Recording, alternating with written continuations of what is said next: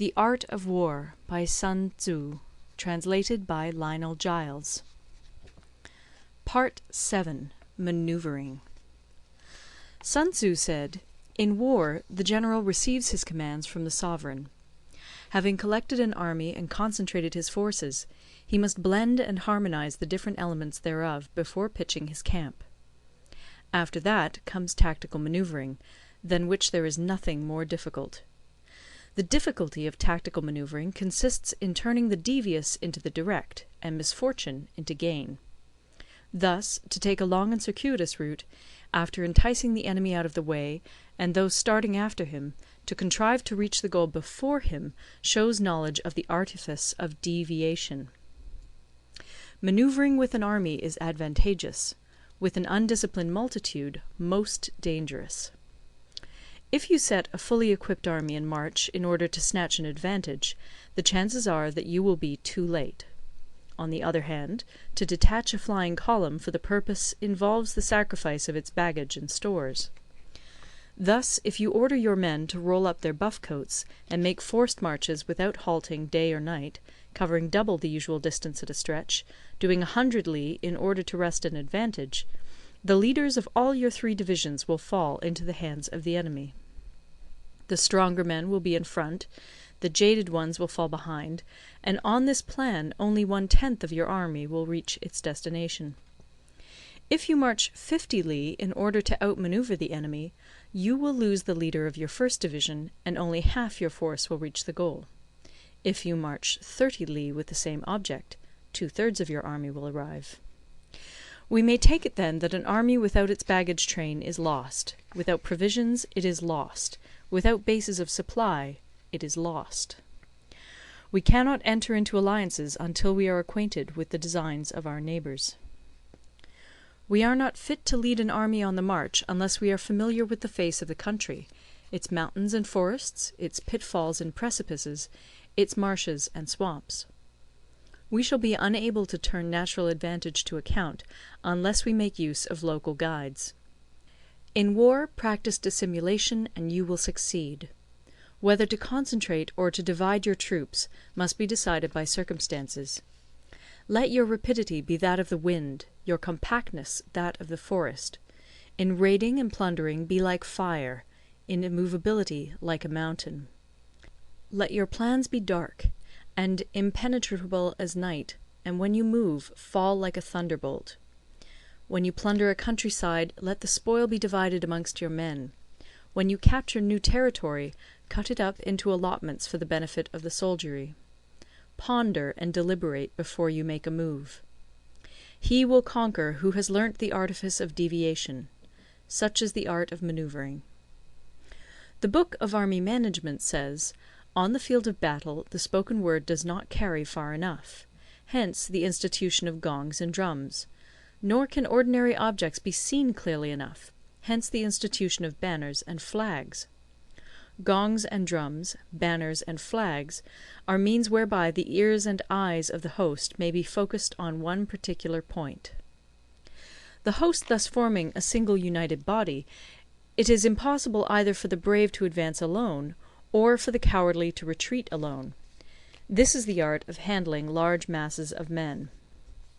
In night fighting, then, make much use of signal flyers and drums, and in fighting by day, of flags and banners, as a means of influencing the ears and eyes of your army. A whole army may be robbed of its spirit; a commander-in-chief may be robbed of his presence of mind. Now, a soldier's spirit is keenest in the morning; by noonday it has begun to flag, and in the evening his mind is bent only on returning to camp. A clever general, therefore, avoids an army when its spirit is keen, but attacks it when it is sluggish and inclined to return. This is the art of studying moods. Disciplined and calm, to await the appearance of disorder and hubbub amongst the enemy. This is the art of retaining self-possession. To be near the goal while the enemy is still far from it, to wait at ease while the enemy is toiling and struggling, to be well fed while the enemy is famished. This is the art of husbanding one's strength. To refrain from intercepting an enemy whose banners are in perfect order, to refrain from attacking an army drawn up in calm and confident array, This is the art of studying circumstances. It is a military axiom not to advance uphill against the enemy, nor to oppose him when he comes downhill. Do not pursue an enemy who simulates flight. Do not attack soldiers whose temper is keen. Do not swallow bait offered by the enemy. Do not interfere with an army that is returning home. When you surround an army, leave an outlet free. Do not press a desperate foe too hard. Such is the art of warfare. End of Part 7. Part 8. Variation in Tactics. Sun Tzu said, "In war, the general receives his commands from the sovereign, collects his army, and concentrates his forces. When in difficult country, do not encamp. In country where highroads intersect, join hands with your allies. Do not linger in dangerously isolated positions. In hemmed-in situations, you must resort to stratagem. In desperate position, you must fight. There are roads which must not be followed, armies which must not be attacked, towns which must not be besieged, positions which must not be contested, commands of the sovereign which must not be obeyed." The general who thoroughly understands the advantages that accompany variation of tactics knows how to handle his troops. The general who does not understand these may be well acquainted with the configuration of the country, yet he will not be able to turn his knowledge to practical account. So, the student of war who is unversed in the art of war of varying his plans, even though he be acquainted with the 5 advantages, will fail to make the best use of his men.